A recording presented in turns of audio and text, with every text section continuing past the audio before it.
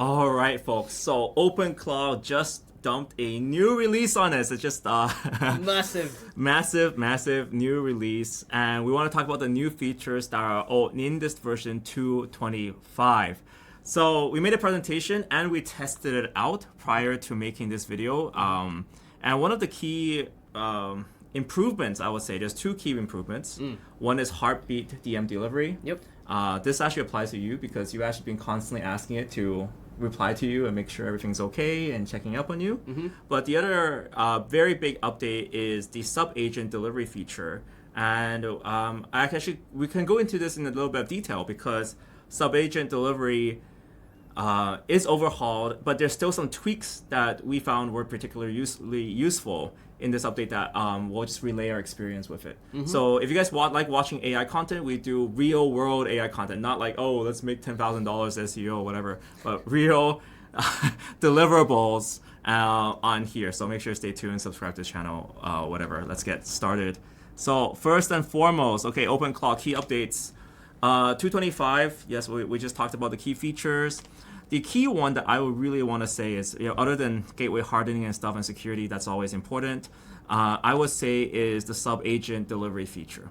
So sub-agents are really interesting because they actually spawn sub-agents automatically a lot of times. Not for mine. Not for yours? Yeah, not for mine. Minimax doesn't, not for me. Okay. Not unless I explicitly tell it to. You have to explicitly tell it to, and then once you tell it to spin up sub-agents, it will do it more often because it actually figured it out. So let me give you an example here. So, if we made this presentation, right? So I said, hey, look what's in the newest OpenClaw, and he did the research. So this is kind of like a single agent. Actually incorrect. He actually spun up a sub-agent to handle the task for me. So this is like with Stark, the AI the OpenClaw that I've already trained. He already did the sub-agent to get what is new. Here, kind of what's new. He's back. He's digested this. And by the way, guys, if you don't know how to update your OpenClaw, you just tell it. I said after the OpenClaw update, can you digest what people are saying on X? I mean, it's interested in sub-agent improvement, what actually changed, and also update yourself. Just a little line like this. Also update yourself. Just by the way. Yeah. Don't assume anything. Just update yourself. Please, just update yourself. Right. So he came back. He updated. Here's a sub-agent research. This is what we're going to talk about in detail. And he spun sub-agents to do quite a few tasks for the research, right? Then more importantly, we were building this presentation. Yet again, real-world use case, right? We want to build a presentation for you guys. And we have a previous presentation there already. So I said, hey, why don't you update that? So he automatically went and used sub-agents to do so. So I said, can you update our presentation to include the recent stuff? And he also spun the sub-agent automatically to do so. So yet again, if your bot's not doing sub-agents, it should. Yeah, right after the update, immediately test sub-agent. Yes, test sub-agents. Why sub-agents are really useful too, rather than getting your main agent to do this, is because the sub-agent doesn't need all the context. Because Stark's been working with me on a day-to-day basis, his brain is full of other things like crypto updates or how to build a car, how to wash a car. Why you want to spin up the sub-agent is because the sub-agent has a very clean context, right? It's just all it has to do is like go do some research, go update the presentation. So that's why the sub-agents are really powerful. Now, you can already see 2.5 is a little bit better because there were times when the sub-agents actually timed out. So this is actually even during making of the presentation, during the update, because the tasks were too complicated, it actually timed out.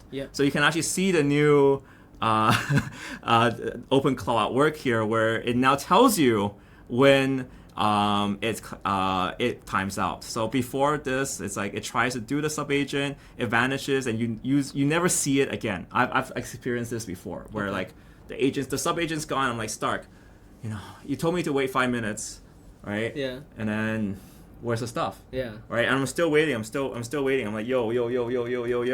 And then he doesn't tell me what's going on. So now they changed the procedure, the whole mechanism, so it tells you, oh, the sub-agent's done with their work. So I think that's just kind of a very big visibility update on their end. In terms of intelligence, nothing really improved yet again, because we're still using the same AI models. Nothing's really changed. It's just the process, the procedure is a little bit more vocal about what is good and bad.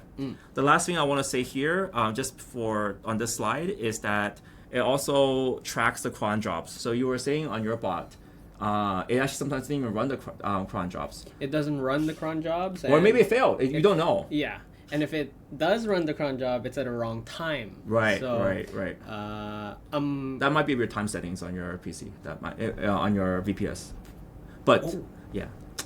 Oh yeah, yes, you're right, because it's on a different time zone, right? Okay. Yeah. So.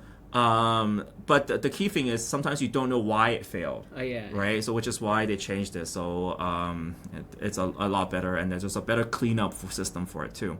I'll give you another live example of this work. So it rebuilt the presentation, and because we had a previous presentation there, I said just stack on top of it. Yeah. Right. And this actually turns out to be a really large task. So he actually said that the sub-agent left the file truncated, it's cut off midway, let me do this myself. So you can actually see that I would say the sub-agent feature is still not fully baked yet.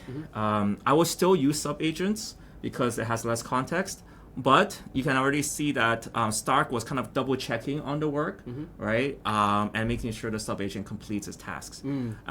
Stark also tells me now that, oh, what I'm asking is a very big task. So I said I had a previous presentation about OpenClaw updates. You guys probably watched the video, but I kind of wanted the new information to come first, and I wanted to change the order of the slides, and it was actually a really hard task for Stark to complete. So now Stark is a lot more vocal about, oh yeah, it's not there, it's not finished, and then there's sub-agents delivering different tasks. Then I realized, oh, because this is so hard, I started to tell Stark, you know what, is it a good idea to kind of split these tasks up? You know, should we also set up sub-agents for art, right? So I'm kind of expanding how I'm using my sub-agents too, just kind of inspired by this newest update. So kind of breaking down this large task of building this presentation for me, spin up different sub-agents to do different things. So one is for the research, you know, what's with OpenClaw, all right? You got the structure, you got all this. Then you have the sub-agent that can write the presentation, but also I was trying to add a sub-agent to fix any problems there are. So sometimes, you know, slides, you know, it might just get cut off. I'll constantly see here, like even on this slide, it was cut off. Yeah. Right. So my future sub-agent will scan to make sure it's not cut off before what's happening. So that's kind of the biggest update in terms of real-world practice of the sub-agents are just much more clear of what it's doing, so it's much more functional. But what I would like to see is maybe names for the sub-agent, because how do I know if my orchestrator agent and sub-agent are in fact different agents? How do I know that Stark himself is, you know, gaslighting again and saying, oh, I deployed a sub-agent, but it turns out he's the one doing the work?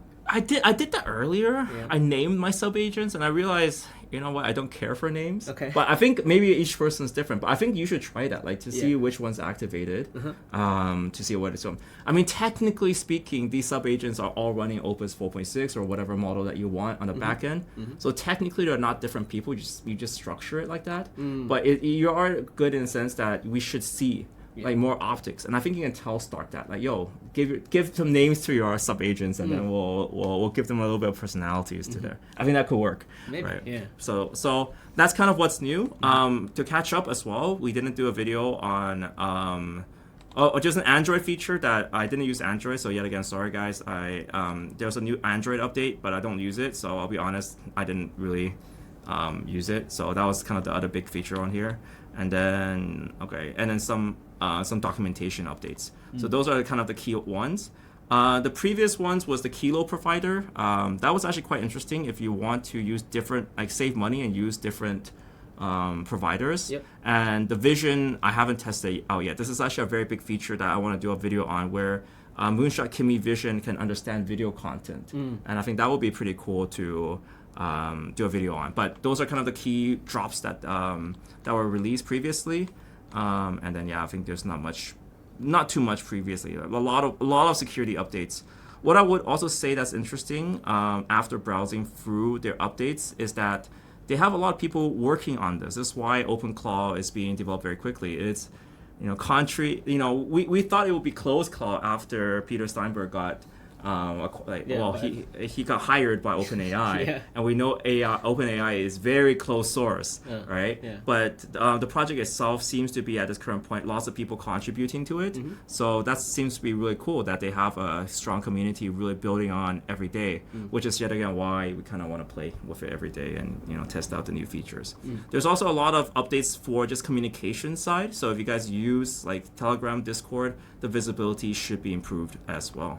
But yeah, that's around it for the updates. Yeah. Any other comments, suggestions? None so far, but I would like to get that sub agent running and give me some feedback as well. Like we did a preview test, but there's gonna be more to do. Yeah. So with that, guys, thank you guys so much for watching. We all read all your comments down below. There's a lot of new suggestions coming in, so keep them coming. We are really here to provide you solutions, real solutions, and not just hype. So with that, guys, thank you guys so much for watching. See you next one.